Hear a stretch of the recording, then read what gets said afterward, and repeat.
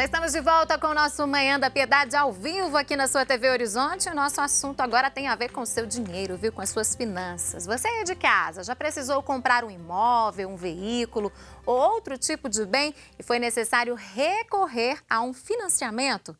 E na hora bateu aquela dúvida sobre qual a melhor opção entre as inúmeras, que estão disponíveis aí no mercado?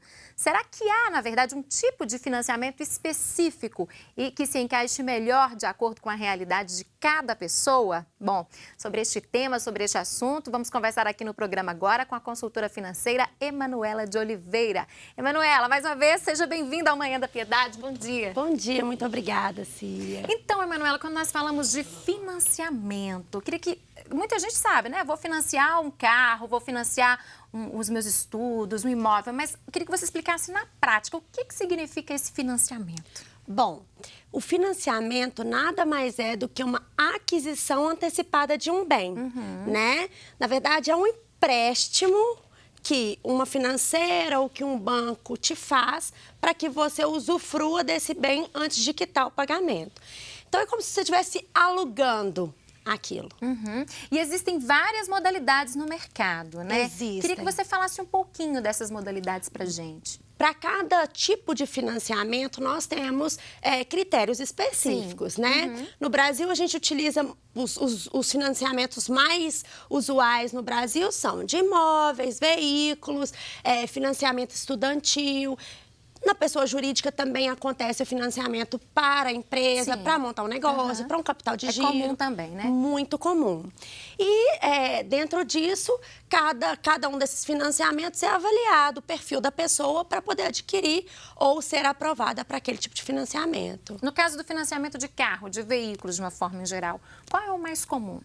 Bom, a gente tem algumas propostas pelos bancos e pelas financeiras que dependem muito do perfil econômico daquele cliente, né? Então, depende do que ele propõe para o banco, desde o prazo de pagamento, a taxa que ele quer pagar de entrada. Geralmente, os bancos, eles conseguem financiar, ou as financeiras, elas conseguem financiar até 90% do valor do bem, né? E aí, depende muito do que esse cliente quer fazer. Então, por exemplo, se ele é uma pessoa que quer dar uma entrada de 30% do valor do veículo, tá? E ele quer financiar o resto em 3 anos.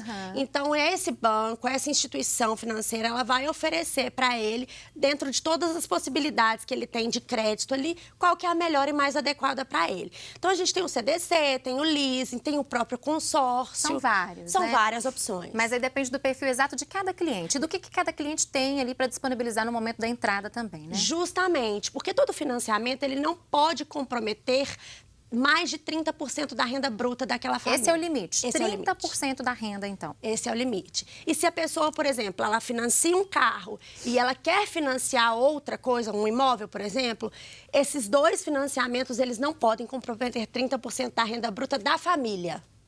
Da família. Então, no caso de 2 financiamentos aí, já tem que ter um jogo de cintura maior, né? Tem que ter um jogo de cintura maior, principalmente planejamento. Agora, em financiamento de imóveis, quando a gente fala em financiamento de imóveis, né, vale para os novos e também para os usados, né? Isso. E aí, vamos dentro desse critério. O que o cliente quer, o que ele busca. E dependendo do padrão do imóvel que ele procura, existe, por exemplo, a Caixa Econômica que financia dentro do programa Minha Casa Minha Vida, né? Então, ele consegue alguma facilidade maior para esse tipo de financiamento. Mas depende muito qual que é o perfil do imóvel que o cliente quer. Quanto ele tem para fazer de pagamento inicial, dar essa entrada e em qual que é o prazo. Um financiamento de imóvel, por exemplo, pode durar até 35 anos, né? Então, quanto maior o prazo, maiores são as taxas, menor flexibilidade o cliente tem. Precisa, mais uma vez, de planejamento para saber isso tudo, né? Planejamento. Agora, Emanuela, há uma diferença do tipo de financiamento para um imóvel novo para um usado? Na verdade, assim, não. Depende muito do andamento de como esse imóvel está. Se ele é um imóvel que está na planta, esse financiamento é direto com a construtora. Se é um imóvel que já está praticamente pronto, ele consegue fazer o financiamento direto no banco. O que é avaliado é realmente o que esse cliente, o perfil do cliente, o perfil econômico, socioeconômico desse cliente, né? Então, assim, se é um imóvel usado, não há problema, desde que o vendedor tenha aí uma flexibilidade de poder financiar através de uma financeira ou de um banco. Uhum. FIES, quando a gente fala em financiamento estudantil, eu já até falei no FIES, já vem à mente o FIES, né? É um dos que as pessoas mais buscam ainda, os estudantes de uma forma geral? É um dos que as pessoas mais buscam. Porém, o FIES, ele tem um critério de avaliação um pouco rígido. Não é todo mundo que consegue. Não é todo mundo que consegue. Eu, na minha época estudantil, passei pelo processo de avaliação e não consegui, né? Então, você tem que ter um perfil adequado, socioeconômico. Também. Principalmente, no caso do FIES, principalmente. É o que mais pesa, na verdade, né, no caso do FIES. É o que mais pesa. Pois é, e aí? A pessoa, às vezes, está contando com o FIES, não conseguiu passar por esse filtro aí, né? Existem outros modelos disponíveis no mercado também? Existe. A sorte de muitos estudantes é que os bancos também oferecem financiamentos estudantis. Então, se você já é um cliente que tem aquela conta naquele banco, você tem uma facilidade até melhor de articular esse financiamento. Mas a grande maioria dos bancos, eles oferecem essa possibilidade para os estudantes, o que é muito bom, né? Em teoria. Sim, algumas faculdades também, algumas universidades oferecem um crédito, né? Justamente, bem lembrado, Síria. Muitas instituições financeiras, elas oferecem alguns financiamentos particulares, né? Através da aprovação da própria instituição, com uma parceria com alguma financeira, e aí eles oferecem para alguns estudantes essa possibilidade de financiamento. Agora, Emanuela, com tantas essas possibilidades de tudo que a gente falou, estudantil, de imóveis, de veículos, né? O que as pessoas devem saber, né? O que elas devem ter consciência antes de assinar um contrato, antes de contratar qualquer tipo de financiamento? Voltamos ao planejamento. É essencial, não tem como não falar de planejamento. Quando né? a gente pensa em finanças, tudo que rege a nossa vida financeira está baseado em planejamento, né? Então, assim, para qualquer tipo de financiamento, quando você vai entrar no financiamento, você tem que saber que aquilo ali é a longo prazo. E se é a longo prazo, vai ser sustentável. Se você terá condições de manter esse financiamento. Porque isso lá na frente pode virar uma bola de neve, né? A gente não consegue prever o nosso futuro. Então, suponhamos que daqui 2, 3 anos a pessoa perdeu o emprego, não tem a mesma renda, ou teve algum problema que teve que utilizar toda a reserva financeira dela, e aí não dá conta de sustentar aquele financiamento, e isso vira um problema, e um problema muito sério, né?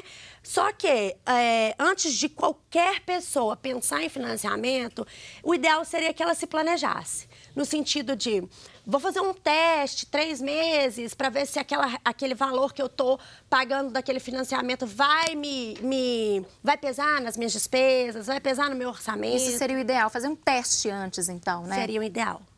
Porque é muito sério, você assume um compromisso e depois não consegue cumprir, e aí vira uma bola de neve. Justamente. Agora, muitas pessoas temem, né? Às vezes tem uma quantidade boa ali para dar entrada no imóvel e tudo mais, e ficam em dúvida em relação ao que os bancos vão querer, o que eles vão pedir em termos de documentação, o que eles vão avaliar, né, para fornecer esse financiamento.